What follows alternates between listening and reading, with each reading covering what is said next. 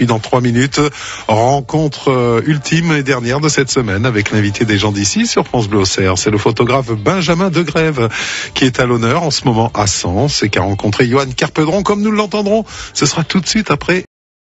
Dernier rendez-vous au QG maintenant sur France Bleu Auxerre. Le QG, ce bar qui se trouve place de la République à Sens et qui reçoit l'exposition de l'invité des gens d'ici cette semaine sur France Bleu Auxerre. Exposition de photos donc signée Benjamin Degrève et qui est tout à vous encore pendant quelques minutes. Johan Carpedron. Eh bien, nous allons donc en profiter avec les derniers coups de cœur, mais aussi réflexions de la part de notre invité, et notamment sur le sens que prend son exposition porno, qui signifie pour ouvrir le regard vers de nouveaux objectifs. On va évoquer également les réactions face à ces clichés noirs et blancs qui n'expriment finalement que le regard d'un photographe sur des instants de vie, des personnes qui lui sont proches et à qui il fait dire quelque chose, des choses soit qui leur sont propres, ou alors des intentions particulières de la part de Benjamin Degrève.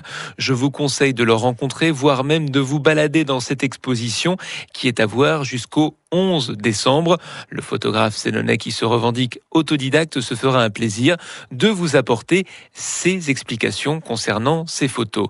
Et après la musique, le cinéma, la littérature, découvrons pour terminer ce portrait chinois les lieux qui fascinent notre invité. En tout cas, c'était notre intention.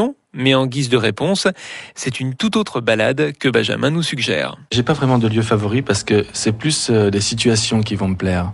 M'installer à une terrasse de café, à boire un café avec de la musique dans les oreilles et regarder les gens, tout simplement, quand ils arrivent ou quand ils partent, quand ils s'installent et quand ils boivent leur verre, quand ils discutent, quand ils téléphonent, quand ils SMS. Pour moi, ça n'a pas de prix. Donc le lieu, ça peut être la plage, une piste de ski, pendant les soldes. Pendant les soldes, c'est amusant d'ailleurs. De se mettre dans un magasin avec la musique à fond dans les oreilles et de regarder les gens évoluer dans les rayons, sans trop les suivre parce que faut pas non plus avoir l'air d'un psychopathe, et de regarder leur comportement et d'essayer de comprendre qui ils sont.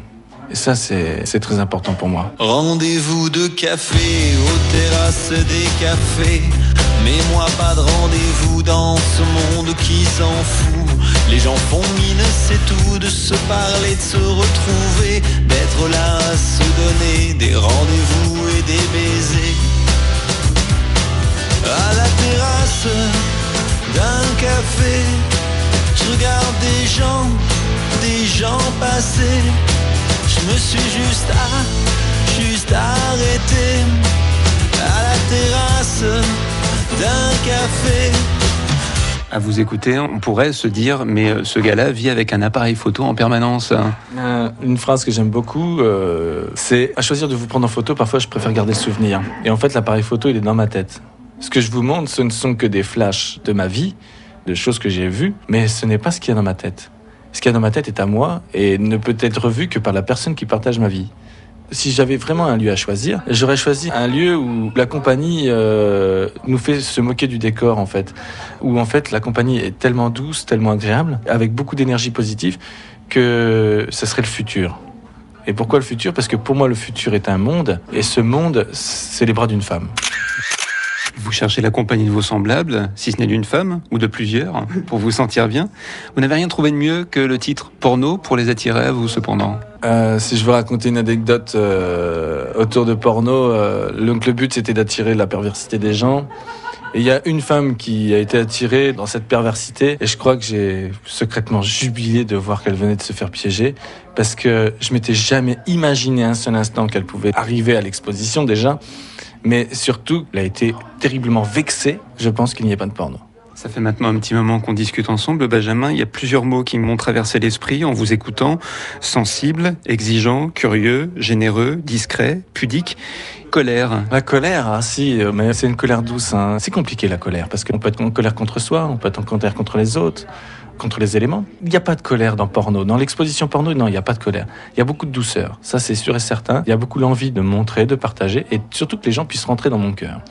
Mais la colère, c'était plus l'année dernière, dans ma précédente exposition qui s'appelait Pas comme les autres, où là j'avais envie de montrer vraiment dans des œuvres solides ce que les gens étaient en train de faire du monde, quoi.